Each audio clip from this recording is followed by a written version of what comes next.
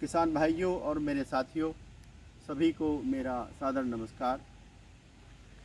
साथियों, हम चाहे कोई भी हों, चाहे हम राज्य कर्मचारी अधिकारी हों और चाहे हम किसान मजदूर हों, चाहे हम आईएएस चपरासी हों, चाहे हम डॉक्टर इंजीनियर हों, चाहे हम व्यापारी हों, चाहे हम नेता अभिनेता हों और चाहे हम गरीब अमीर हों, हम सब का वास्ता इस खेती से और इस प्रकृति से है। और हम सब का वास्ता इस खेती से और इस प्रकृति से इसलिए है क्योंकि हमारी सुबह को बिस्तर से उठने के बाद और शाम को बिस्तर पर सोने के लिए जाने तक हमें जिन चीज़ों की ज़रूरत पड़ती है वो सब चीज़ें परोक्ष या परोक्ष रूप से हमें इस खेती से और प्रकृति से ही मिलती हैं। साथियों, हमारे इस दुनिया में आने के बाद हमारी सबसे पहली ज़रूरत भूख है और जब तक हम इस दुनिया में रहते हैं तब तक हमारी पहली ज़रूरत भूख ही बनी रहती है।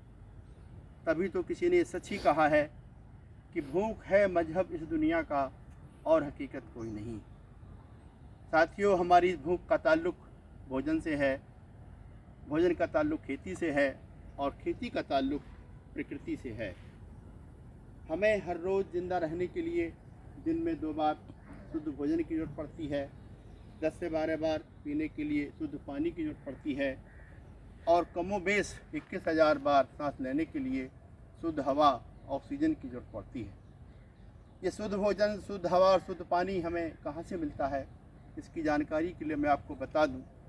ये शुद्ध भोजन हमें धरती माँ की उर्वरक कोख से मिलता है और ये शुद्ध पानी हमें वर्षा से जलाशय से मिलता है और ये शुद्ध हवा ऑक्सीजन हमें पेड़ों से मिलती है।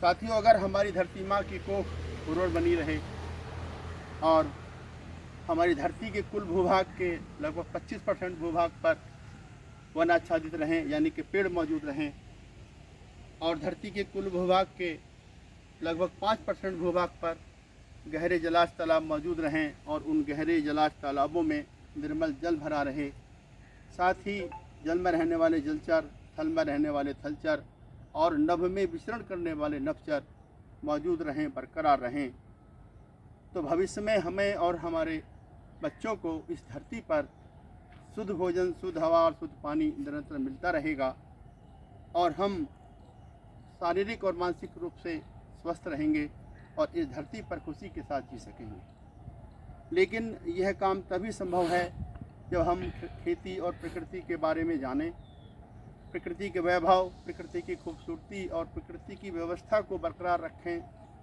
और प्रकृति की व्यवस्था, प्रकृति का वैभव, प्रकृति की खूबसूरती तभी बरकरार रह सकती है जब हम प्राकृतिक संसाधनों का संरक्षण और जैव विविधता का संवर्धन निरंतर करते रहें। और यह सब काम तभी संभव है जब हम भौतिक संसाधनों की प्राप्ति की होड़ को छोड़ें और अधिक से अधिक धन प्राप्त करने के लालच को छोड़ें। साथ ही रसायन आधारित खेती से अपना ध्यान हटाकर परंपरागत तरीके से फसल चक्र को अपनाकर प्राकृतिक खेती की तरफ ध्यान दें। साथियों, आपने मेरी वीडियो को सुना, मेरी बात को सुना।